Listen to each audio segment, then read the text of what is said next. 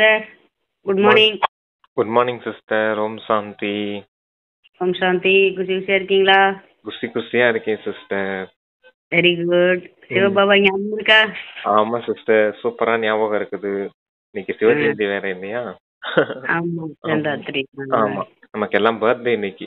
Happy birthday sister. Happy birthday. அதனால பிள்ளைங்களுக்கு பிறந்த நாள் எந்த உலகத்திலயும் இது போல இருக்காது அதிசயம் பார்த்திருக்கீங்களான்னு அப்பா முறையில கேட்டிருக்காங்க. ஆமா, கல்பமா நடக்கக்கூடிய பர்த்டே இது. ஆனா முழு கல்பத்திலும் இந்த பர்த்டே எப்பவும் நடக்காது. தந்தைக்கும் குழந்தைங்களுக்கும் சேர்ந்த மாதிரியே பர்த்டே கொண்டாடுற விஷயம் அப்படின்னு சொல்லுவார். ஓகே, வாசிங்க இன்னைக்கு வரலையா? பாடமாக வாக்கியங்களை கேட்போம்.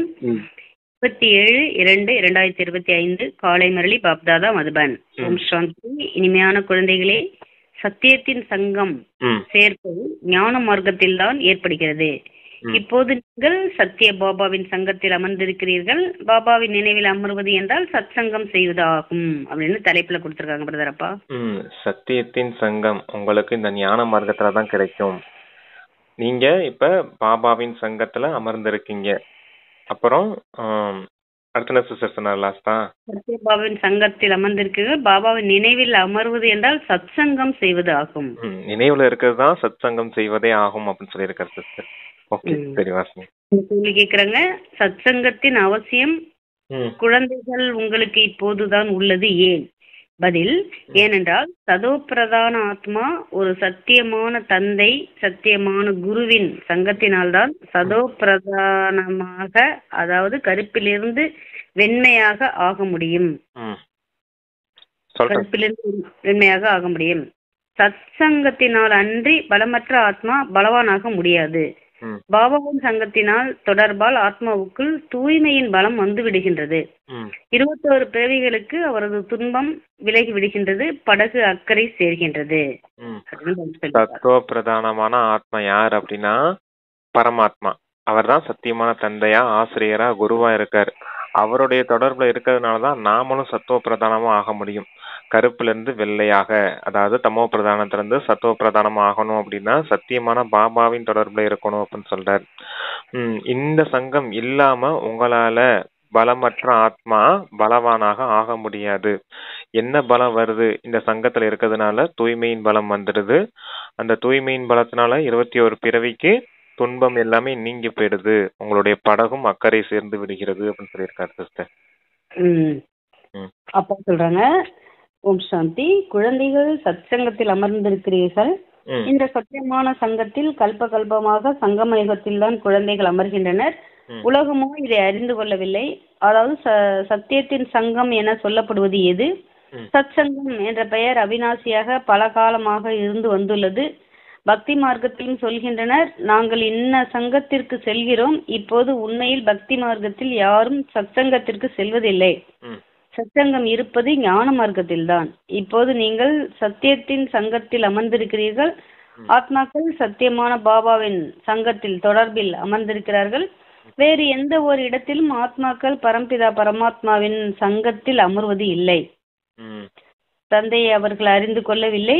நாங்கள் சத்சங்கத்திற்கு செல்கிறோம் என சொல்லலாம் என்ற போதிலும் அவர்கள் தேக அபிமானத்தில் வந்து விடுகிறார்கள். சொல்றீங்களா பிரதர்? சொல்றேன் சிஸ்டர். எல்லாமே முரளி 3 பேராகிராஃப்மே சத்சங்கம்னே வரும். சத்சங்கம்னா என்னன்னு தெரிஞ்சுக்கோங்க. ஆத்மா பரமாத்மாவுடைய தொடர்பு இணைப்புல இருக்கிறதுக்கு பேர் தான் சங்கம். ஒருத்தவங்களுடைய சேர்றதுதான் சேர்க்கைன்னு சொல்லுவோம் இல்லையா? தொடர்புனா ஃப்ரெண்ட்ஸ் மாதிரி சேர்றாங்க இல்லையா? சேர்க்கை சரியில்லைன்னு சொல்லுவாங்க இல்லையா? இவனுக்கு ஏன் இப்படி இருக்காங்க அப்படின்னா சேர்க்கை சரியில்லைன்னு சொல்லுவாங்க. அது போல நல்ல சேர்க்கை அப்படிங்கிறது ஆத்மா பரமாத்மாவோட இணைப்புல இருக்கிறது தான். அதைத்தான் சத் சங்கம்னு சொல்றாரு அப்பா. அதான் ஃபுல்லா முரளி ஃபுல்லா வரும், நல்லா கவனிச்சுக்கோங்க. இப்ப பக்தி மார்க்கத்துல யாருமே சத் சங்கம் செய்யறது கிடையாது அப்படின்னு சொல்றாரு. உங்களுக்கு சத் சங்கம் அமைவதே இந்த ஞான மார்க்கத்தின் மட்டும்தான். ஏன்னா அவங்க யாருமே பரமாத்மாவை பத்தின விஷயமே அவங்களுக்கு தெரியாது. அப்புறம் எப்படி அதை சத் சங்கம்னு சொல்ல முடியும்? ஞான மார்க்கத்துலதான் உங்களுக்கு சத் சங்கம் கிடைக்குது. அவங்க சத் சங்கத்துக்கு போறேன்னு சொன்னாலுமே அவங்க தேக அபிமானத்துல போயிடுறாங்க. தேக அபிமானத்துல போறது சத் சங்கம் கிடையாது. ஆத்மா பரமாத்மாவோட இணைஞ்சு இருக்க ஆத்ம அபிமான நிலைதான் சத் சங்கம், உண்மையான சத் சங்கம்னு சொல்றாரு. சரி வாசி. சங்குக்கா ரங்குன்னு சொல்லுவாரு அதுதானே? ஆமா, சங்குக்கா ரங்கு அப்படின்னா சங்கத்துல இருந்தீங்கன்னா அந்த ரங்குன்றது வந்து குணங்களின் வண்ணம் உங்களுக்குள்ள வரும் அப்படின்னு சொல்லுவார். அதான் சிஸ்டர், கரெக்ட் தான். ஆனா குணம் அப்படியே, சங்கம் எப்படியோ குணம் அப்படியே, பழக்க வழக்கம் அப்படியே அப்படி மாறிடும் அப்படின்னு சொல்லுவாங்க. பிரதர், நீங்கள் தேகாபிமானத்தில் வரமாட்டீர்கள். நீங்கள் புரிந்து கொண்டிருக்கிறீர்கள், நாம் ஆத்மா சத்தியமான பாபாவின் சங்கத்தில் அமர்ந்துள்ளோம். வேறு எந்த ஒரு மனிதனும் சத்தியமான சங்கத்தில் அமர முடியாது. சத்தியத்தின் சங்கம் இந்த பெயரும் கூட இப்போதுதான். சத்தியத்தின் சங்கம் இந்த யதார்த்த ரீதியிலான அர்த்தம் பாபா அமர்ந்து புரிய வைக்கிறார்.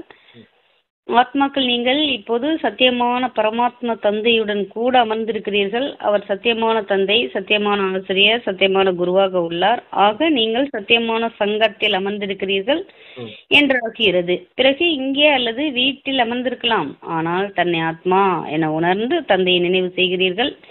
நாம் ஆத்மா இப்போது சத்தியமான தந்தையை நினைவு செய்து கொண்டிருக்கிறோம். அதாவது சத்தியத்தின் சங்கத்தில் இருக்கிறோம். பாபா மதுபனில் அமர்ந்துள்ளார். பாபாவை நினைவு செய்வதற்கான யுக்திகளும் அநேக விதமானவை கிடைக்கின்றன. நினைவின் மூலம்தான் விகர்மங்கள் விநாசமாகும். இதையும் குழந்தைகள் அறிவார்கள். நாம் 16 கலை சம்பூர்ணமாகின்றோம். பிறகு கீழே இறங்கியே கலைகள் குறைந்து கொண்டே போகின்றன. பக்தியும் முதலில் ஒருவருக்கே செய்யப்படுகிறது. பிறகு இறங்கி பலரை வணங்கும் பக்தியாக ஆகிவிடுவதால் தமோ பிரதானமாக ஆகிவிடுகின்றனர். பிறகு அவர்களுக்கு சத்தியத்தின் சங்கம் நிச்சயமாக வேண்டும். இல்லை என்றால் தூய்மையாக எப்படி ஆவார்கள்? ஆக இப்போது ஆத்மாக்களாகிய உங்களுக்கு சத்தியமான தந்தையின் தொடர்பு கிடைத்துள்ளது. ஆத்மா அறிந்துள்ளது, நாம் பாபாவை நினைவு செய்ய வேண்டும். அவருடைய தொடர்பு தான் நினைவையும் கூட சங்கம், அதாவது தொடர்பு என சொல்வார்கள். இந்த சத்தியத்தின் சங்கம், இது சத்தியத்தின் சங்கம். இந்த தேகம் இருந்த போதிலும் ஆத்மாவாகிய நீங்கள் என்னை நினைவு செய்யுங்கள். இதுதான் சத்தியத்தின் சங்கம். எப்படி சொல்கின்றனர் இல்லையா?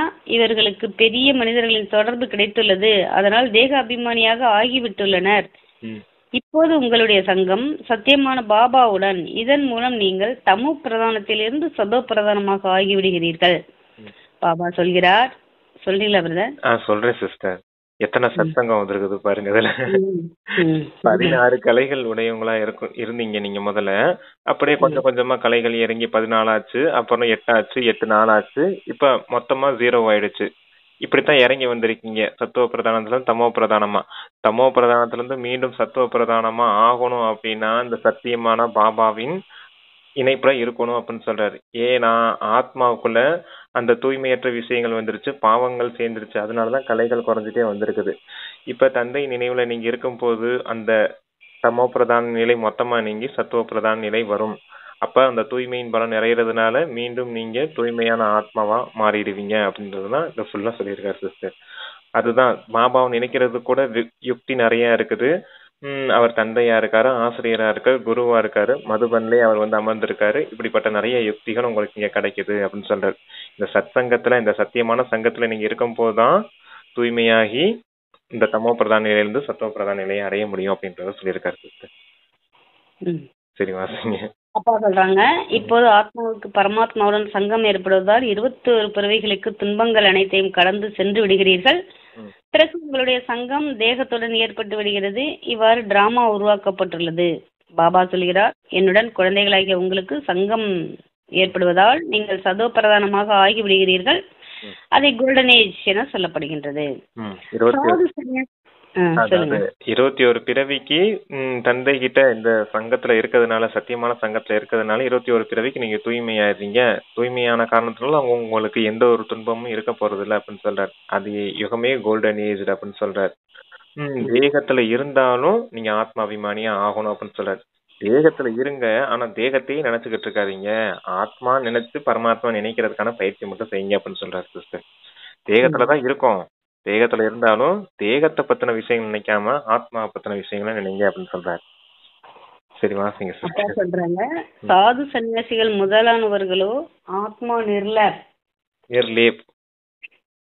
நிர்லேப், பாவ புண்ணியம் அதில் ஒட்டாது, அனைவரும் பரமாத்மாதான் என நினைக்கின்றனர். ஆக இதன் அர்த்தம் பரமாத்மா மீது கரை படிந்துள்ளது என்பதாகும். பரமாத்மா மீதோ கரை படிய முடியாது. தந்தை கேட்கிறார், பரமாத்மாவாகிய என் மீது கரைப்படுகிறதா என்ன?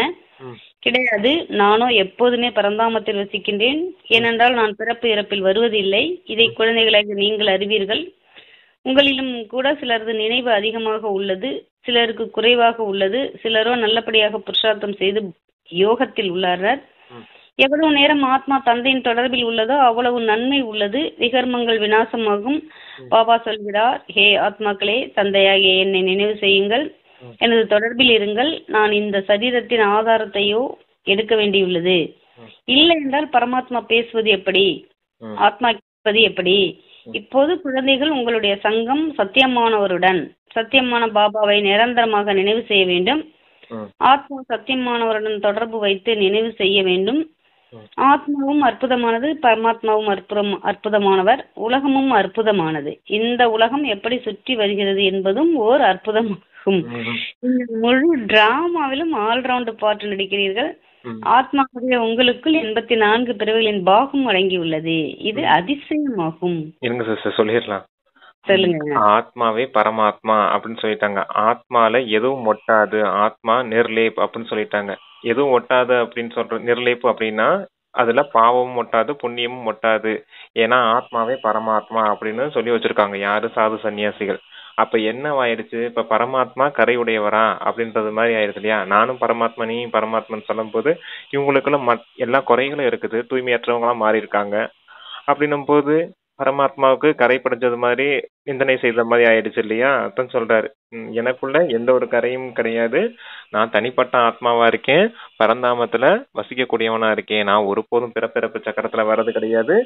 ஆனா இந்த பிரம்மாவுடைய உடலை ஆதாரமா எடுக்க வேண்டியது இருக்குது. ஆதாரம் எடுத்துதானே உங்களுக்கு ஞானம் சொல்ல முடியும், அதுக்காகத்தான் இதை ஆதாரமா எடுத்திருக்கேன் அப்படின்னு சொல்றாரு. ஆத்மாவின் விஷயமும் அற்புதமானது, பரமாத்மாவின் விஷயமும் அற்புதமானது. இந்த உலக நாடகத்தின் ரகசியம் இருக்குது இல்லையா, முதல் இடைக்கடை ஞானம், அது உருவான ரகசியமும் அற்புதமானது. இந்த நாடகம் சுத்திக்கிட்டே இருக்குது அப்படின்னு சொல்றாரு. நீங்க இந்த நாடகத்துல ஆல்ரவுண்ட் பார்த்தாரியா இருக்கீங்க அப்படின்றதையும் சொல்றாரு. முழுமையா 84 பிறவிகள் எடுத்திருக்கீங்க, சத்துவ பிரதானத்துல சமூக பிரதானமா ஆயிருக்கீங்க அப்படிங்கறது சொல்றாரு. அதான் அதிசயமானது அப்படின்னு. இதெல்லாம் யாருக்குமே தெரியாது.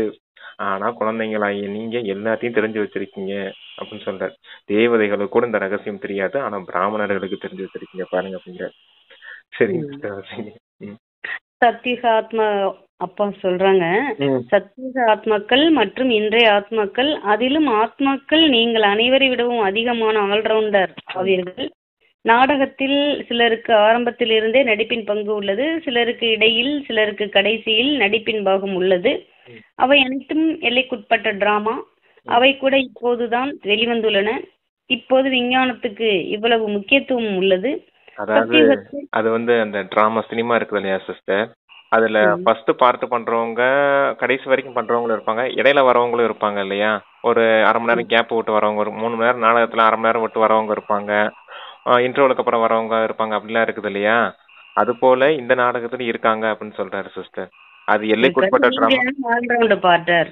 ஆல்ரவுண்டர் பார்ட் நீங்க பண்ணிட்டு இருக்கீங்க அப்படின்னு சொல்றாரு. அது எல்லைக்குட்பட்ட டிராமா, ஆனா இது எல்லையற்ற டிராமான்னு சொல்றாங்க. அது 3 நேரத்துல முடிஞ்ச பேரும் இது 5000 வருஷம் சுத்தி வரும் அப்படின்னு சொல்றாரு. அவ்வளவுதான். கிருஷ்ணனோட சேர்ந்து பிறவி எடுத்துக்கிட்டே அவருடைய அந்த சபையில பிறவி எடுத்துக்கிட்டே வருவோம் போல இருக்கு. ஆமா ஆமா, அதுதான். இல்ல, அவங்க எப்படி அந்த டிராமால இடையில வராங்களோ அதே போல இடையில வரவங்களும் இருக்காங்க அப்படின்றத சொல்றாரு. நீங்க முழுமையா எடுக்கிறீங்க, அவ்வளவுதான். சரிங்க சிஸ்டர். அப்பா சொல்றாங்க, புது உலகம் எவ்வளவு விரைவாக உருவாகி இருக்கும், அங்கே தூய்மையின் பலம் முக்கியமானதாகும். இப்போது பலமற்றவர்களாக உள்ளனர், அங்கே இருப்பவர்கள் பலவான்கள். இந்த லட்சுமி நாராயணர் பலவான்கள் அல்லவா? இப்போது ராவணன் பலத்தை அபகரித்து கொண்டான். பிறகு நீங்கள் அந்த ராவணன் மீது வெற்றி பெற்று எவ்வளவு பலவான் ஆகிறீர்கள். எவ்வளவு சத்தியமானவருடன் சங்கம் வைக்கிறீர்களோ, அதாவது ஆத்மா எவ்வளவு சத்தியமான தந்தையை நினைவு செய்கிறதோ அவ்வளவு பலவானாக ஆகின்றது. படிப்பிலும் கூட பலம் கிடைக்கின்றது தான் இல்லையா? உங்களுக்கும் பலம் கிடைக்கின்றது. முழு உலகத்தின் மீது நீங்கள் அதிகாரம் செலுத்துகிறீர்கள். ஆத்மாவுக்கு சத்தியமானவருடன் யோகம் சங்கமத்தில் தான் நடைபெறுகிறது. ஆத்மாவுக்கு சத்தியமானவருடன் யோகம் சங்கமத்தில் தான் நடைபெறுகிறது. அது நாலேஜ் இஸ் லைட் அண்ட் மைட்னு சொல்லுவாங்க இல்லையா? அப்ப நாலேஜ் தான் உங்களுக்கு படிப்பா இருக்குது, அப்ப லைட்டாவும் இருக்குது, அது மைட்டாவும் இருக்குது இல்லையா அப்படின்னு சொல்றாரு. மைட்டுனா என்னது? பலம், சக்தி. நீங்க இந்த படிப்பின் பலத்தின் மூலமா ராவணனை வெற்றி அடைவீங்க. கூடவே யோகத்தின் பலமும் இருக்குது. யோகத்தின் பலம் மூலமா ராவணனை வெற்றி அடைகிறீங்க அப்படின்னு சொல்றாரு சிஸ்டர். லைட் அண்ட் மைட் அப்படிங்கறத அங்க பலம்னு சொல்லியிருக்காரு. அது ஓகே. சரிங்க சிஸ்டர், வாசன். அப்போ சொல்றாங்க, ஆத்மாவுக்கு எனது சங்கம் கிடைப்பதால் ஆத்மா மிகவும் பலவானாக ஆகிவிடுகின்றது. பாபா உலகின் சர்வசக்திவான், வேர்ல்டு ஆல்மைட்டி அத்தாரிட்டி இல்லையா, அவரிடமிருந்து பலம் கிடைக்கின்றது. இதில் அனைத்து வேத சாஸ்திரங்களின் முதலிடை கடை அனைத்தும் வந்து விடுகின்றது. தந்தை ஆல்மைட்டி அத்தாரிட்டியா இருக்காரு, சர்வசக்திவானா இருக்காரு. அப்புறம் என்ன சிஸ்டர் சொன்னாரு லாஸ்டா? முதலிடை கடை அவரிடமிருந்து பலம் கிடைக்கிறது. இதில் அனைத்து வேத சாஸ்திரங்களின் முதல் இடைக்கடை அனைத்தும் வந்து விடுகின்றது. இந்த 84 பிறவிகள் ரகசியம் இருக்குது இல்லையா, இதுல எல்லா வேத சாஸ்திரங்களின் விஷயமும் வந்துருது அப்படின்னு சொல்றாரு. அவங்க சொல்லியிருக்காங்க இல்லையா, பிராமணர், தேவதா, சத்திரியர், சூத்திரர், அந்த இதெல்லாம் சொல்லியிருக்காங்களா, வைசியர், சூத்திரர், அதுவும் இந்த ஆத்மா பரமாத்மா விஷயமும் எல்லாத்தையுமே இந்த எல்லாமே சாரமா உங்களுக்கு இந்த விஷயத்துக்குள்ளே வந்துருது அப்படின்னு சொல்றாரு சிஸ்டர். சரி வாங்க. அப்பா சொல்றாங்க, எப்படி பாபா சர்வ சக்திவானாக உள்ளாரோ அதுபோல் நீங்களும் சர்வ சக்திவானாக ஆகிறீர்கள். உலகின் மீது நீங்கள் ராஜ்யம் செய்கிறீர்கள். உங்களிடமிருந்து அதை யாராலும் அபகரிக்க முடியாது. உங்களுக்கு என்னிடமிருந்து எவ்வளவு பலம் கிடைக்கிறது, இவருக்கும் பிரம்மாவுக்கும் பலம் கிடைக்கிறது. எவ்வளவு பாபாவை நினைவு செய்கிறீர்களோ அவ்வளவு பலம் கிடைக்கும். பாபா வேறு எந்த கஷ்டமும் கொடுப்பதில்லை, நினைவு செய்தால் போதும். 84 பிறவிகளின் சக்கரம் இப்போது முடிவடைந்தது. இப்போது திரும்பி செல்ல வேண்டும். இதை புரிந்து கொள்வது ஒன்றும் பெரிய விஷயம் கிடையாது. அதிகமாக இந்த விஷயங்களுக்குள் செல்ல வேண்டிய அவசியம் இல்லை. விதையை அறிந்து கொள்வதால் அதிலிருந்து மரம் முழுவதும் எப்படி வெளிவந்துள்ளது என்பதை புரிந்து கொள்ளலாம். சுருக்கமாக புத்தியில் வந்துவிடும். இவை மிகவும் விசித்திரமான விஷயங்களாகும். பக்தி மார்க்கத்தில் மனிதர்கள் எவ்வளவு அடி வாங்கி கஷ்டப்படுகின்றனர், முயற்சி செய்கின்றனர், எதுவும் கிடைப்பதில்லை. பிறகு பாபா வந்து உங்களை உலகத்தின் எஜமானராக்குகிறார். நாம் யோக பலத்தினால் உலகத்தின் எஜமானராக ஆகிறோம். இந்த புருஷார்த்தத்தையே செய்ய வேண்டும். சொல்றீங்களா பிரதர்? தந்தை சர்வசக்திவானா இருக்காரு. குழந்தைங்களா நீங்களும் மாஸ்டர் சர்வசக்திவானா இருக்கீங்க. உங்களுக்குள்ள எல்லா பலமும் நிறைஞ்சிருது அப்படின்னு சொல்றாரு. அந்த ஆத்மா பரமாத்மா டிராமா விஷயங்கள் தான் சாரமா இருக்குது. இந்த விதையை தெரிஞ்சுக்கிட்டீங்கன்னா போதும் அப்படின்னு சொல்றாரு. இந்த விதைக்குள்ளேயே முழு மரத்தின் ரகசியமும் தெரிஞ்சு போயிடும். ஆனா பக்தி மார்க்கத்துல பாருங்க, எதுவுமே தெரிஞ்சுக்கிறதுனால எவ்வளவு அடி வாங்கிக்கிட்டு இருக்காங்க. பக்தி, பாவனை, பூஜை, புனஸ்காரம் என்னென்னமோ செய்துட்டு இருக்காங்க. இருந்தாலும் அவங்களுக்கு பலன் கிடைக்கிறது இல்லையா? பாவனைக்கான பலன் தான், அல்பகால பலன் தான் கிடைக்கிறதே தவிர இப்படி நிரந்தரமான பலன் 21 பிறவிக்கான ஆஸ்தி அப்படி எல்லாம் கிடைக்கிறது இல்லையா அவங்களுக்கு அப்படின்றத சொல்றாரு சிஸ்டர். அதனால வீணான அந்த பூஜை புனஸ்காரம், அந்த பக்தியின் விஷயத்துக்குள்ளெல்லாம் போக வேண்டிய அவசியம் இல்லை.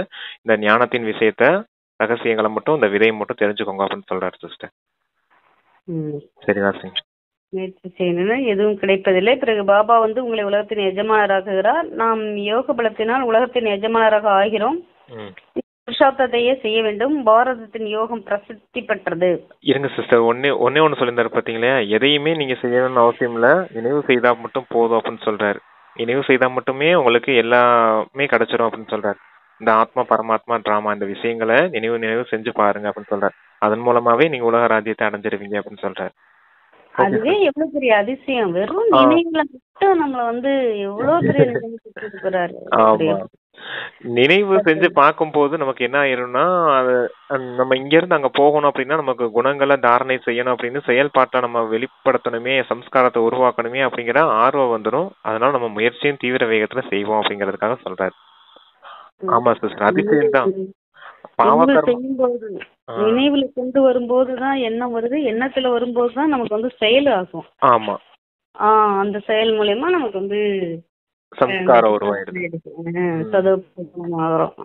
ஆனா நினைவு மட்டும்தான் செய்வேன்னு சொல்லவே அதுலதான் ரொம்ப நமக்கு கஷ்டமே வருது. அது நினைவு தானே உட்கார மாட்டேது புத்திக்குள்ள.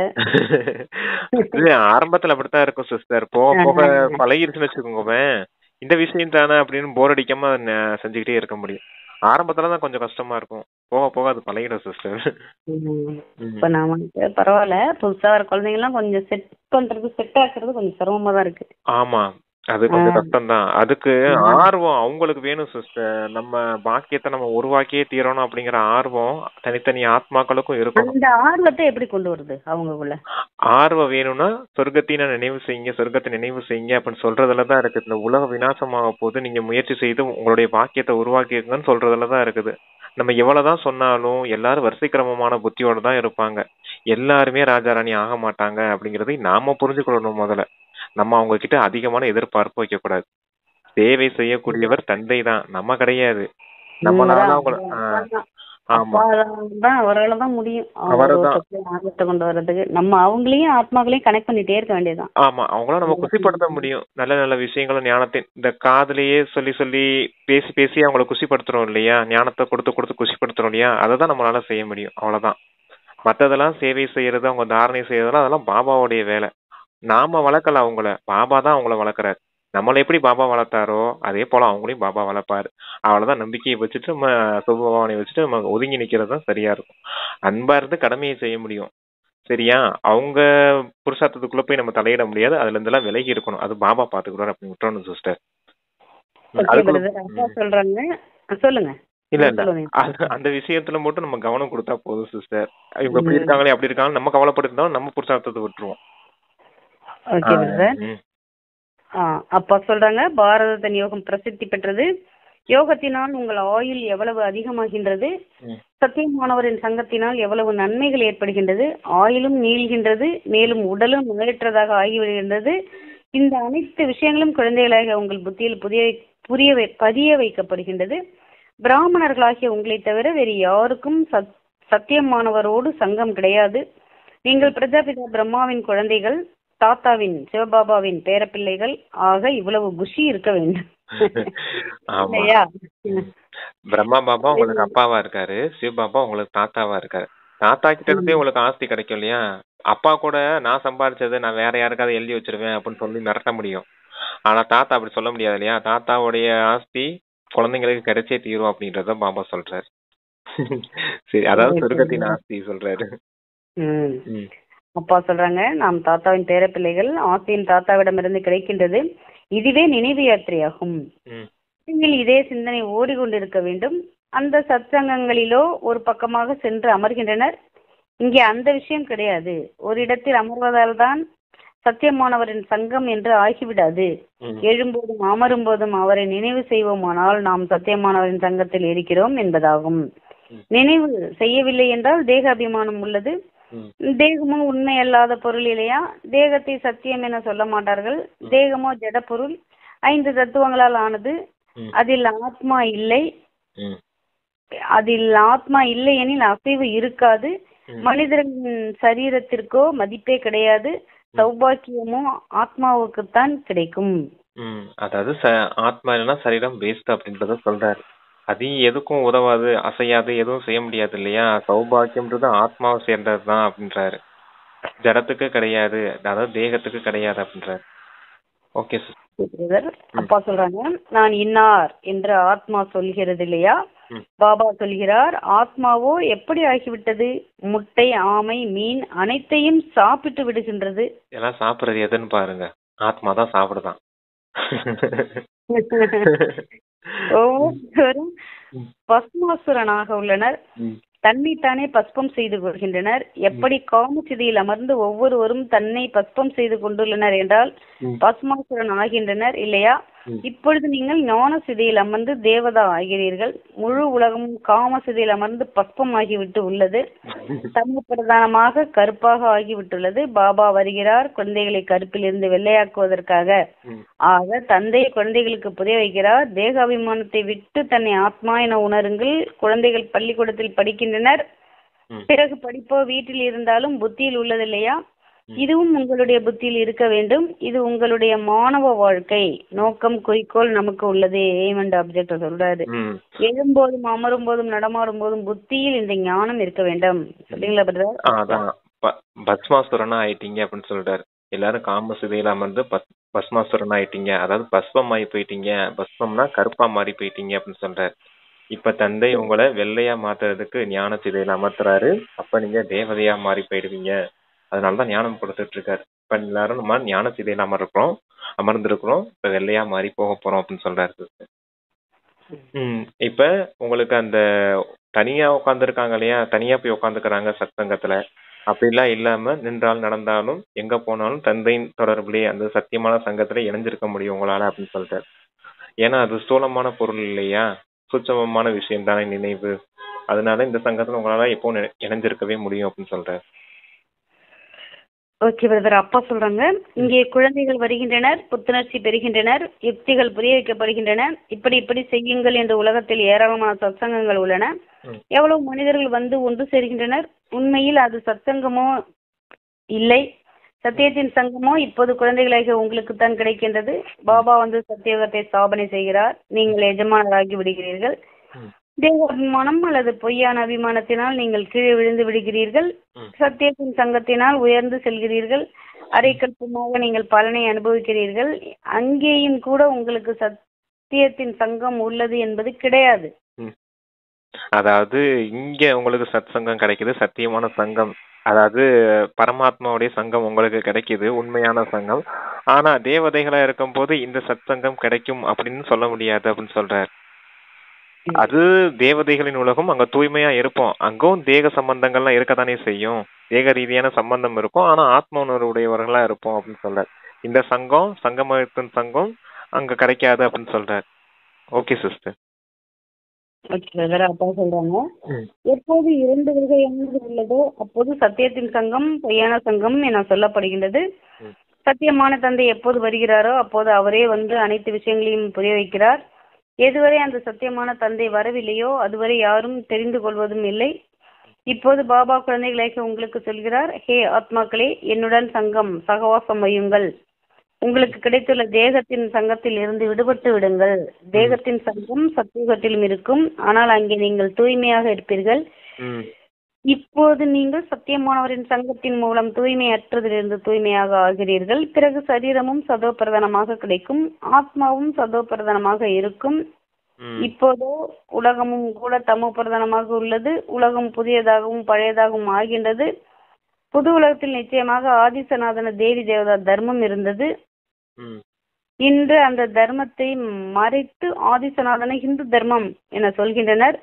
குழம்பி போய் உள்ளனர். இப்போது பாரதவாசிகள் நீங்கள் புரிந்து கொண்டிருக்கிறீர்கள், நாம் புராதன தேவி தேவதா தர்மத்தை சார்ந்தவர்களாக இருந்தோம், சத்தியுகத்தின் எஜமானர்களாக இருந்தோம். ஆனால் அந்த நஷா போதை எங்கே? கல்பத்தின் ஆயிலேயே நீண்டதாக எழுதிவிட்டுள்ளனர்.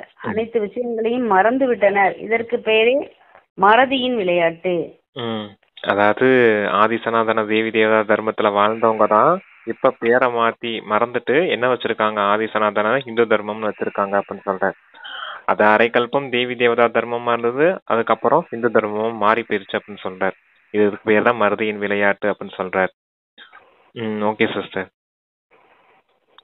அடுத்து வந்து அந்த ஆத்மா சத்துவ பிரதானமா இருக்கும் போது உங்களுக்கு சரீரம் கூட சத்துவ பிரதானமா கிடைக்கும் அப்படின்னு சொல்லியிருந்தார். தேவதைகளின் உலகத்துல அந்த ஆதிசநாதன தேவி தேவதா தர்மத்துல இருக்கும் போது ஆத்மா தூய்மையா இருக்கும்போது சரீரம் தூய்மையா இருக்கும். ஆனா இப்ப பாருங்க முழு உலகமும் தமோ பிரதானமா இருக்குது.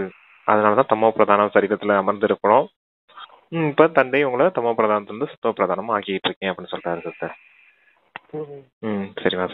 அப்பா சொல்றாங்க, இன்று சத்தியமான தந்தை மூலம் நீங்கள் முழு ஞானத்தையும் அறிந்து கொள்வதால் உயர்ந்த பதவி பெறுகிறீர்கள். பிறகு அரை கல்பத்திற்கு பின் கீழே இறங்குகிறீர்கள். ஏனென்றால் ராவண ராஜ்யம் ஆரம்பமாகின்றது.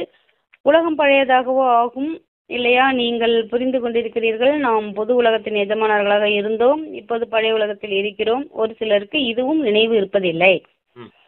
பாபா நம்மை சொர்க்கவாசியாக்குகிறார். அரை கல்பம் நாம் சொர்க்கவாசியாக இருப்போம். பிறகு அரை கல்பத்திற்கு பின் கீழே இறங்குகிறீர்கள். ஏனெனில் ராவண ராஜ்யம் தொடங்குகிறது. உலகம் பழையதாகவோ ஆகும் இல்லையா? நீங்கள் புரிந்திருக்கிறீர்கள், பாபா நம்மை சொர்க்கவாசியாக ஆக்கிறார். அரை கல்பத்திற்கு நாம் சொர்க்கவாசிகளாக இருப்போம், பிறகு நரகவாசிகளாகவும். நீங்களும் கூட மாஸ்டர் சர்வ சக்திவனாக புருஷார்த்தத்தின் அனுசாரம் வரிசை கிரமப்படி ஆகி இருக்கிறீர்கள். இது ஞான அமிர்தத்தின் சத்தான ஊட்டம், டோஸ். சிவபாபாவுக்கு பழைய உடல் உறுப்புகள் கிடைத்துள்ளது, புது உறுப்புகளோ கிடைப்பதில்லை. பழைய சரீரம் கிடைக்கிறது. பாபா வருவதே வானப்பிரஸ்த நிலையில்தான். குழந்தைகளுக்கு குஷி ஏற்படுகிறது. ஏனென்றால் பாபாவும் குஷி அடைகிறார். பாபா சொல்கிறார், நான் குழந்தைகளுக்கு ஞானம் கொடுத்து ராவணனிடமிருந்து விடுவிப்பதற்காக செல்கிறேன். இருங்க சிஸ்டர் சொல்லிடலாம். அந்த ஞான அமிர்தத்தின் ஊட்டச்சத்துன்னு சொல்றாரு பாத்தீங்களா? எல்லாரும் வரிசை கிரமமா இருக்கீங்க. எந்த அளவுக்கு ஞானத்தை தாரணை செய்றீங்களோ, ஞான அமிர்தத்தை பருகுறீங்களோ அந்த அளவுக்கு உங்களை விஷம் வெளியேறும் அப்படின்னு சொல்றாரு. அதான் ராவணன் கிட்ட இருந்து விடுபட்டுவீங்க அப்படின்னு சொல்றாரு. தந்தை அவருடைய பார்ட் நடிக்கிறதுக்காக வாராரு, குஷியோடு நடிக்கிறாரு. அதே போல நீங்களும் குஷியோடு நடிக்கணும்னு சொல்றாரு.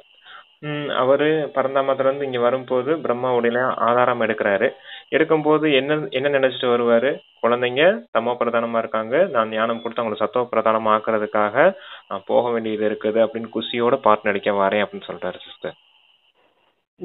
அதே போல நாமளும் தமோ பிரதானத்துல இருந்து சத்துவ பிரதானமா ஆகிட்டு இருக்கோம் அப்படின்னு குஷியோட உங்களோட பாட்டு நடிங்க அப்படின்னு சொல்றாரு. குழந்தைகளுக்கு ஞானம் கொடுத்து ராவணனிடமிருந்து விடுவிப்பதற்காக செல்கிறேன். அப்பா சொல்றாங்க, பாகமோ குஷியுடன் நடிக்கப்படுகிறது இல்லையா? பாபா மிகுந்த குஷியுடன் பாட்டு நடிக்கிறார். பாபா இங்கே கல்பகல்பமாக வரவேண்டியுள்ளது. இந்த பாகம் ஒருபோதும் முடிந்து போவதில்லை. குழந்தைகளுக்கு மிகுந்த குஷி இருக்க வேண்டும். எவ்வளவு சத்தியத்தின் சங்கத்தில் சேர்கிறீர்களோ அவ்வளவு குஷி இருக்கும். நினைவு குறைவாக செய்கிறீர்கள், அதனால் அவ்வளவு குஷி இருப்பதில்லை. பாபா குழந்தைகளுக்கு நினைவு கம்மியா செய்றீங்க, அதனாலதான் உங்களுக்கு குஷியே இருக்கிறது இல்லை அப்படின்னு சொல்றாரு. அந்த சிந்தனை செஞ்சு பார்க்கணும், நினைவு செஞ்சு பார்க்கணும். எங்க இருந்து பாபா வந்திருக்காரு, நமக்காக என்ன காரியம் செஞ்சுட்டு இருக்காரு, இப்ப நாம எங்க போக போறோம் அப்படிங்கிற விஷயம்னா முழுமையா ஞாபகம் இருக்கணும். ஆனா நம்ம அடிக்கடி இதை மறந்து போயிடும். அதாவது இருக்கும், ஞாபகம் இருக்கும், ஆனா மறந்துட்டு வேற மாதிரி தேக அபிமானத்துல தேக சம்பந்தங்கள் இந்த விஷயத்துல உலகியல் விஷயங்கள மூழ்கி போயிடுவோம். அதனாலதான் நினைவு இல்லாம இருக்கிறதுனாலதான் உங்களுக்கு குஷி இருக்க மாட்டேங்குது அப்படின்னு சொல்றாரு. ஆனா உண்மையிலே எல்லாமே குஷிக்கான விஷயம் தான் அப்படின்ற. பாபா குழந்தைகளுக்கு ஆசி தருகிறார். எந்த குழந்தைகள் உண்மையான மனது உடையவர்களோ அவர்கள் மீது பாபாவுக்கு மிகுந்த அன்பு உள்ளது. உண்மையான மனம் உள்ளவர்களிடம் பாபா திருப்தி அடைகிறார். உள்ளும் புறமும் யார் உண்மையானவர்களாக உள்ளனரோ, பாபாவுக்கு உதவியாளர்களாக ஆகிறார்களோ, சேவையில் ஈடுபட்டிருக்கிறார்களோ அவர்கள்தான் பாபாவுக்கு பிரியமானவர்கள். உள்ளும் புறமும் உண்மையானவர்களாக உள்ளனரோ, பாபாவுக்கு உதவியாளராக இருக்கிறார்களோ, அவர்கள் சேவையில் ஈடுபட்டு இருக்கிறார்களோ அவர்கள் தான் பாபாவுக்கு பிரியமானவர்கள். யார் சொல்றாரு பாருங்க. யாரும் சேவாதாரி குழந்தைகளா ரொம்ப பிடிக்கும் அப்படின்னு சொல்றாங்க. சேவாதாரி குழந்தைகள் எனது வலதுகரம்னு சொல்லியிருக்காரு. ஆமா, நாம் உண்மையிலும் உண்மையான சேவை செய்கிறோமா? உண்மையான பாபாவிடம் நாம் சங்கம் தொடர்பு வைக்கிறோமா? சத்தியமான பாபாவுடன் தொடர்பு வைக்கவில்லை என்றால் என்ன கதி கிடைக்கும்? அனைவருக்கு வழி சொல்லிக் கொண்டே இருப்பீர்களானால் உயர்ந்த பதவி பெறுவீர்கள். சத்தியமான பாபாவிடம் நாம் என்ன ஆசி பெற்றிருக்கிறோம் என்று தனக்குள் பார்க்க வேண்டும். இதையோ நம்பர்வார் அறிந்து கொண்டு இருக்கிறீர்கள். ஒவ்வொருவரும் எவ்வளவு ஆசி பெறுகிறார்கள் என்று இரவு பகலுக்கு உள்ள வேறுபாடு இருக்கிறது. அச்சா மகளிர் நிறைய இருக்கு பிரதர். லாஸ்ட் என்ன சொன்னார் சிஸ்டர்? இரவு பகலுக்கான வித்தியாசம் இருக்குதுன்னு சொன்னார். எதுக்கு? ஆசி பெறுகிறோம் என்று தனக்குள் பார்க்க வேண்டும். இதையோ நம்பர்வார் அறிந்து கொண்டிருக்கிறீர்கள். ஒவ்வொருவரும் எவ்வளவு ஆசி பெறுகிறார்கள் என்று இரவு பகலுக்குள்ள வேறுபாடு இருக்கிறது. ஆமா, ஒருத்தவங்க நிறைய அடைவாங்க, ஒருத்தவங்க கம்மியா அடைகிறாங்க இல்லையா? அதுக்காக சொல்றாரு இரவு பகலுக்கான வித்தியாசம் இருக்குது அப்படின்னு சொல்றாரு. இப்ப முழு முரளி என்ன அப்படின்னா சத்தியம், சிவம், சுந்தரம் இந்த 3 விஷயத்த வச்சுதான் வருது. சத்தியம்ன்றது என்ன அப்படின்னா உண்மை அப்படின்னு சொல்றது. உண்மையான சங்கம், சத்தியமான சங்கம், ஆத்மா பரமாத்மாவோட இணைஞ்சிருக்கக்கூடிய சங்கம் அப்படிங்கறத அந்த சத்தியத்தின் விஷயத்த சொன்னாரு. நன்மை, சிவம்ன்றது நன்மை செய்யக்கூடியவர். அப்ப உங்களுக்கு நன்மை ஏற்படுது, முழு உலகத்துக்கும் நன்மை ஏற்படுது, எல்லாருக்குமே நன்மை ஏற்படுது இல்லையா? அதான் சிவம்னு சொல்றது. சுந்தரம் அப்படிங்கிறது கருப்புல இருந்து வெள்ளையாக்குறதுக்காக வந்திருக்காரு. எல்லாம் பத்மாசுரனா மாறி போயிருக்கீங்க, கருப்பா மாறி போயிட்டீங்க அப்படின்னு சொன்னார் இல்லையா? காம சிதையில அமர்ந்து இப்ப தந்தை வந்து உங்களை ஞான சிதையில அமர்த்துறேன், அப்ப நீங்க வெள்ளையாயிடுவீங்க, சுந்தரம் ஆயிடுவீங்க அப்படின்னு சொல்றாரு. அப்பா வந்து அவருடைய காரியத்தை அவருக்கு பேருக்கு ஏற்ற மாதிரி நமக்குள்ள வந்து செய்யறாருன்னு சொல்றாரு சிஸ்டர். ஓகே சிஸ்டர், சத்தியம்ன்றது உண்மை. எத்தனை தடவை வந்துச்சு பாத்தீங்கன்னா சத்தியம் சத்தியம் சத் சங்கம் அப்படின்னு? ஒரு 100 தடவையாவது வந்திருக்கும்னு நினைக்கிறேன்.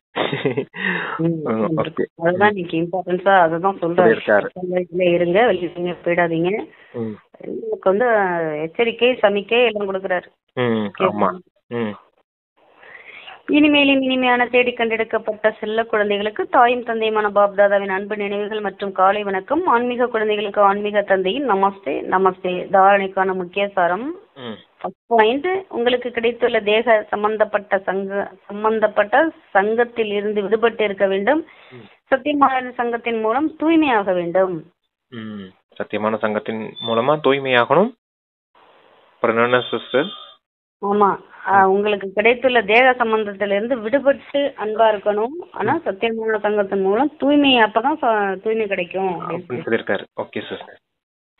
செகண்ட் பாயிண்ட், இந்த மாணவ வாழ்க்கையில் நடமாடும் போதும் சுற்றி வரும்போதும் புத்தியில் ஞானம் சுழன்று கொண்டே இருக்க வேண்டும். நோக்கும் குறிக்கோளை நினைவில் வைத்து புருஷார்த்தம் செய்ய வேண்டும். உண்மையான மனதுடன் பாபாவின் உதவியாளர் ஆக வேண்டும். ஆமா, மாணவ வாழ்க்கையில உங்க புத்தியில அந்த ஞானத்தின் விஷயம் சுத்திக்கிட்டே இருக்கணும் அப்படின்னு சொல்றாரு பாருங்க.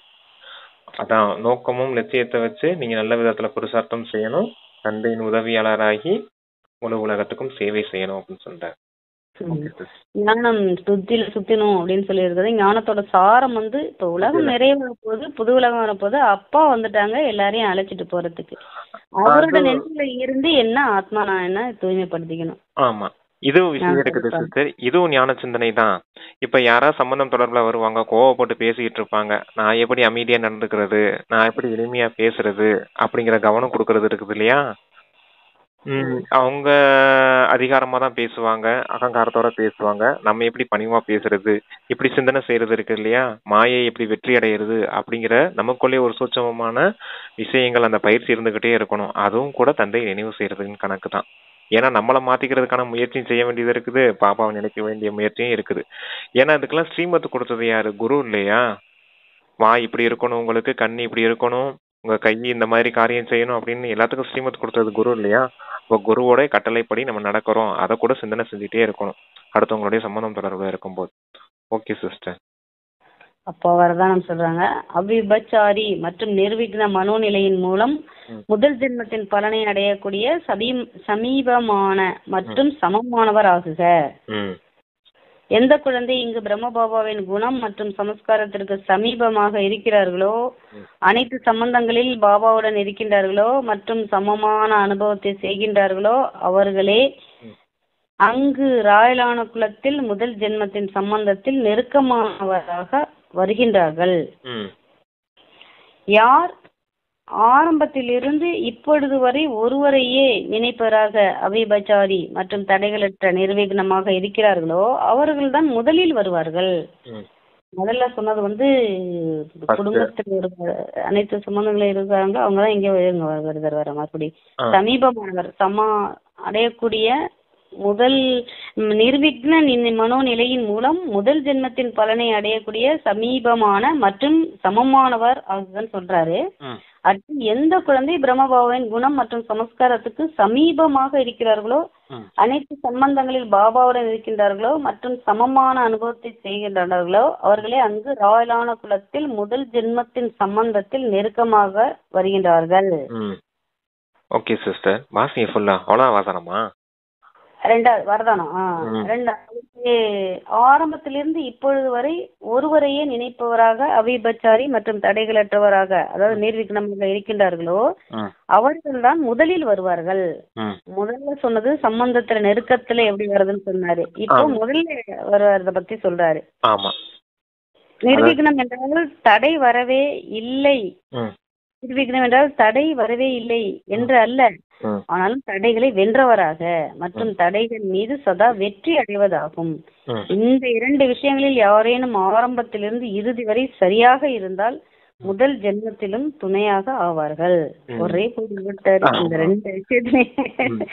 ஆரம்பத்திலிருந்து இறுதி வரை சரியா இருக்கணும். ஞானம் கிடைச்சதுல இருந்து இப்ப புருஷார்த்தம் பண்ற வரைக்கும் இந்த கரெக்டா இருந்தோம் அந்த விஷயத்துல முதல் ஜென்மத்தில் துணையாக ஆவார்கள். ஃபர்ஸ்ட் பாயிண்ட் வந்து பிரம்மா பாபாவின் குணங்கள் மற்றும் சம்ஸ்காரம் எப்படி இருக்குதோ அதே போல இப்போ உங்களுடைய குணங்களும் சம்ஸ்காரமும் சங்கமயுகத்துல யாருக்கு மாறுமோ, பிரம்மா பாபா நாளைக்கு சத்தியுகத்துல கிருஷ்ணனா போயிடுவார் இல்லையா, அதே போல அவருடைய குணங்களின் சம்ஸ்காரத்தை இங்க உருவாக்கின காரணத்தினால அவருடைய சம்பந்தம் தொடர்புல அவருடைய ராயல் ஃபேமிலியில அவருடைய குடும்பத்திலேயே நாமளும் சமீபத்துல போயிடுவோம் அப்படின்னு சொல்றாரு.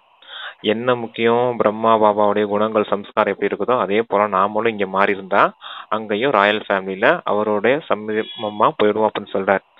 அவருடைய குணங்கள் சம்ஸ்காரம் எப்படி இருந்துச்சு? சர்வ சம்பந்தங்களையும் தந்தையோட இணைச்சு வச்சிருந்தாரு. அவருக்கு சமமான அனுபவம் நமக்கு இருக்கணும், அப்படி இருந்தா நம்ம அங்க போயிடலாம் அப்படின்னு சொல்றாரு. அடுத்து ரெண்டாவது பாயிண்ட் என்ன சொல்றாரு அப்படின்னா, தடையற்றவரா இருக்கணும், அப்புறம் அவியபச்சாரியா இருக்கணும் அப்படின்னு சொல்றாரு.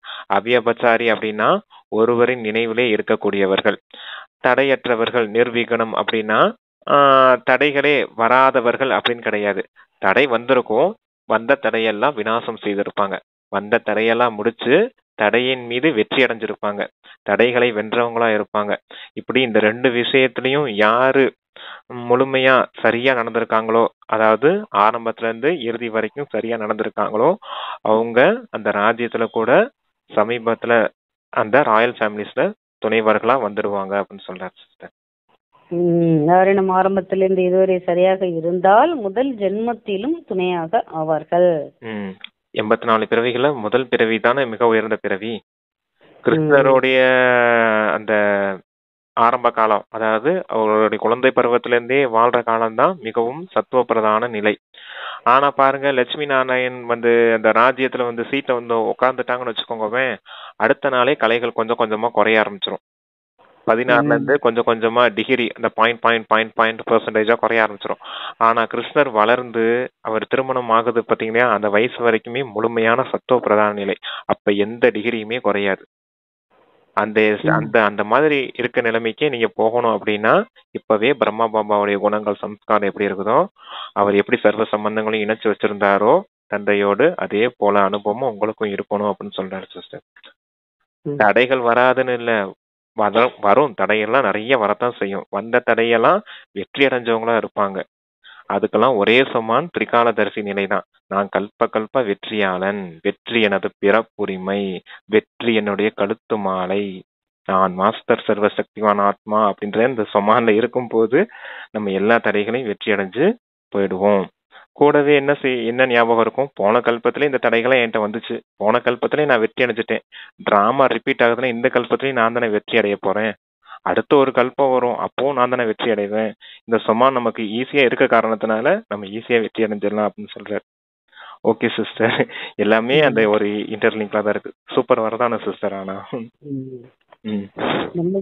நம்ம சேர்ந்து அவரு கிருஷ்ணரா இருக்கும்போது அவரோட தொடர்புலயே அவரோட ஜென்மம் எடுக்கும்போது அவரோட ராயல் குடும்பத்துல எடுக்கிறது, திரும்ப லட்சுமி நாராயணன் அவர் ஆறும்போது அப்பயே வருது, திரும்ப விக்ரமாதித்தனா ஆகும்போது அப்ப அவரோட சேர்ந்து வருது, அது கூடவே ஜென்மம் எடுத்துக்கிட்டே வர்றாரு. ஆமா, இப்ப பிரம்மாவா மாறினதுக்கு அப்புறம் நாமளும் குமாரிகளா மாறிட்டோம் பாத்தீங்களா.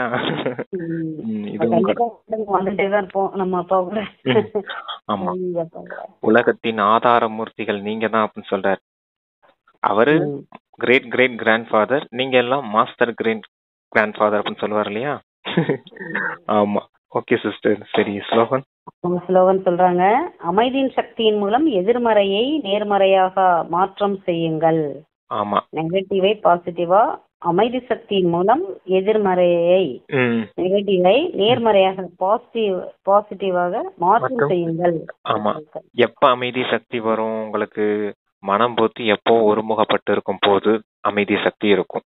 தந்தையை நினைவு செய்யும் போது, மனம் புத்தி ஒருமுகப்படுதுன்னா என்ன, ஆத்மான்னு உணர்ந்து பரமாத்மா தந்தையை நினைவு செய்யும் போது அமைதி சக்தி கிடைக்கும். இல்லாட்டினா இப்படி கூட வச்சுக்கலாம், மனம் புத்தி எப்போ ஒருமுகப்படுதோ அப்ப அமைதி சக்தி கிடைக்கும். அப்ப எல்லாம் அந்த நெகட்டிவ் பூரா பாசிட்டிவா உங்களால மாத்திட முடியும் அப்படின்னு சொல்றாரு சிஸ்டர்.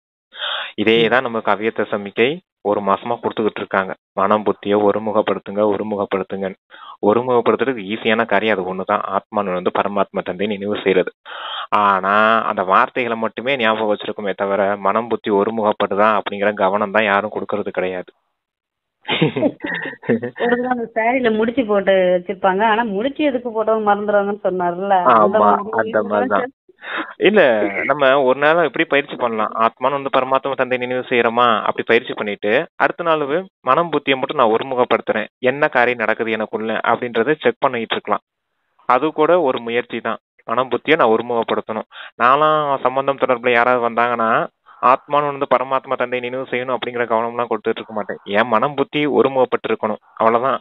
ஒருமுகப்பட்டிருந்தா நான் பேசுற வார்த்தைகள் இனிமையா இருக்கும், நான் நடந்துக்கிற விதம் ஒரு இனிமையா இருக்கும், அவ்வளவுதான், முடிஞ்சு போச்சு. அவங்க சம்பந்தம் தொடர்பாக ரொம்ப நேரம் இருக்க போறதில்ல, கொஞ்சம் ரொம்ப நேரம் அவங்கள விட்டு விலகிட்டாங்கன்னா திருப்பி தந்தை சொன்ன விஷயங்கள் ஞான சிந்தனைகள் அது அந்த பக்கம் போயிடும். எப்பவுமே அந்த மனம் புத்தியின் விஷயம்தான். என்னுடைய வாய் இப்படி பேசணும், என்னுடைய கண் இப்படி பார்க்கணும் அப்படிங்கறதெல்லாம் நான் கவனம் கொடுக்கறதெல்லாம் கிடையாது. என்னுடைய மனம் புத்தியை நான் ஒருமுகப்படுத்தி வைக்கணும் அப்படிங்கிற கவனம் மட்டுமே இந்த மாசம் பூரா பண்ணிட்டு இருந்தேன். சூப்பரா பவர்ஃபுல்லா இருந்துச்சு. அதான் என்னுடைய அனுபவத்தை கொஞ்சம் சொல்லிட்டு இருக்கேன். சரிங்க சிஸ்டர், நீங்களும் அதே போல பண்ணுங்க. அடுத்த அவ்வியக்த சமிக்கை வாசிங்க சிஸ்டர். அவ்யக்த சமிக்கை. ஏகாந்த பிரியராகுங்கள், ஒற்றுமை மற்றும் ஒருமுகத்தன்மையை தனதாக்குங்கள். ஏகாந்தவாசி என்றாலே எப்போதும் தனிமையில் இருப்பது மட்டும் அல்லாமல் ஒரு தந்தை நினைவில் மூழ்கி இருப்பதாகும். ஒருமுகத்தன்மையின் சக்தி இருந்தால் எந்த ஒரு ஆத்மாவிற்கும் செய்தியை சென்றடைய வைக்கலாம், எந்த ஆத்மாவையும் வரவழைக்கவும் முடியும், எந்த ஒரு ஆத்மாவின் சப்தத்தையும் கண்டறிய முடியும். 4 விஷயம் சொல்லியிருக்காரு. எந்த ஆத்மாவிற்கும் தொலைவில் இருந்தபடியே ஒத்துழைப்பு தர முடியும். ஆமா, 4 விஷயம் சொல்லியிருக்காரு. ஒருமுக சக்தி உங்களுக்கு இருந்துச்சுன்னா அப்படின்னா எது ஒருமுகப்படணும்? மனமும் புத்தியும் ஒருமுகப்பட்டு இருக்கும் போது. ஏகாந்தவாசி அப்படின்னா என்ன அர்த்தம்? தனிமையில இருக்கவங்க கிடையாது, ஒரு தந்தையின் அன்பில் மூழ்கி இருக்கக்கூடியவங்க. ஒரு தந்தையின் அன்பில மூழ்கி இருக்கும் அப்படின்னாலும் என்ன அர்த்தம்? மனம் புத்தி ஒருமுகப்பட்டு இருக்குன்னு தான் அர்த்தம்.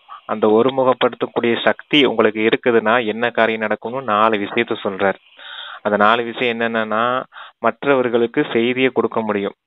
இன்னொன்னு, மற்றவர்களுக்கு அந்த செய்தியை கொடுத்து அந்த ஆத்மாக்களை வரவழைக்கவும் முடியும். மூணாவது என்ன சிஸ்டர் சொன்னாரு? சென்றடைய வைக்கலாம், எந்த ஒரு ஆத்மாவையும் வரவழைக்க முடியும், எந்த ஒரு ஆத்மாவின் சப்தத்தையும் கண்டறிய முடியும், எந்த ஒரு ஆத்மாவிற்கும் தொலைவில் இருந்தபடியே ஒத்துழைப்பு தரவும் முடியும். மூணாவது என்னன்னா, சப்தத்தை கேட்க முடியும். யாராவது துக்கத்துல இருக்காங்களா, அசாந்தியில இருக்காங்களா, கவலையோடு இருக்காங்களா அப்படிங்கிற அந்த ஆத்மாவின் சப்தம், அவங்களுடைய உணர்வுகளின் ஃபீலிங்ஸ் நம்மளால உணர முடியும் அப்படின்னு சொல்றாரு. எப்ப அந்த ஒருமுகப்படுத்தும் சக்தி இருக்கும் போது அவங்களுக்கு தொலைவுல இருந்தே ஒத்துழைப்பும் கொடுக்க முடியும். சுபபாவனையின் மூலமா எல்லா விஷயமும் மனம் புத்தி அந்த ஒருமுகப்பட்டு இருக்கும் போதுதான் நடக்கும் அப்படின்னு சொல்லியிருக்காரு சிஸ்டர். ஒருமுகப்பட்டிருந்தா தந்தையே ஒரு பக்கம் நினைவு செய்ய முடியும், மற்ற ஆத்மாக்களோடையும் இந்த மாதிரி 4 விதமான காரியங்களும் உங்களால செய்ய முடியும்னு சொல்லியிருக்காரு. எல்லாமே ஆழமான பாயிண்ட் சிஸ்டர். நல்லா தாரணை செய்யணும். நல்லா இருக்கு பாருங்களா, அவ்யக்த சமிக்கையில நல்ல புது விஷயமா சொல்லியிருக்காங்க. அப்பா, எந்த ஒரு ஆத்மாவிற்கும் செய்தியும் சென்றடைய வைக்கலாமா, ஆத்மாவை வர வைக்கவும் முடியுமா, ஆத்மாவின் சப்தத்தை கேட்க முடியும், இவர் தொலைவில் இருந்தபடியே ஒத்துழைப்பு கோஆபரேஷன் சகயோகமும் பண்ண முடியுங்கிறாரு பாருங்க. நம்ம பயிற்சி பண்றதுக்கு கொஞ்சம் டைம் எடுக்கும். நீங்க அதான் மனம் புத்தியை மட்டும் ஒருமுகப்படுத்துறதுல மட்டும் கவனம் கொடுத்துட்டே இருங்க. அவ்வளவுதான். ஒளிப்புள்ளி நினைச்சு என் மனம் புத்தி ஒருமுகப்பட்டிருக்குதா அப்படின்னு இருங்களேன். உங்களுக்கு அந்த அதீந்திரிய சுகமும் இயல்பா அனுபவமாகும். மனம் புத்தி பிரிஞ்சாதான் பிரச்சனையே. மனம் புத்தி சேர்ந்து இருந்தா அதீந்திரிய சுகம் தான். மனம் புத்தி பிரிஞ்சிச்சுன்னு வச்சுக்கோங்க, என் புத்தி கிட்ட வேற பக்கம் அலைஞ்சிட்டு இருக்கும், இந்த மனசு வேற யாராவது மாயா பக்கம் வசமாயி போயிருக்கும். ஆனா ரெண்டையும் ஒருமுகப்படுத்தி வச்சுட்டே இருங்க, எப்பவும் தந்தை நினைவுல இருந்துகிட்டே இருப்பீங்க. அதான் முக்கியமான விஷயம். ஓகே சிஸ்டர், சரி, அதெல்லாம் கண்டிப்பா இருங்க எல்லாரும். Thank you sister. நல்லா இருக்கு பிறகு அவ்யக்த சமிக்கை மறக்க முடியாம இருக்கு, நல்லா பதிஞ்சு போச்சு இன்னைக்கு. நல்லா இருக்கு. திரும்ப படிச்சு பார்ப்போம் நம்ம படிச்சது. ஓகே பிரதர், அருமையான மறுத்த பாபாவுக்கு நன்றி, வாய்ப்பை ஏற்படுத்த சரவணா பாய்ச்சிக்கு நன்றி. Thanks brother. ஓம் சாந்தி. ஓம் சாந்தி. நன்றி பாபா.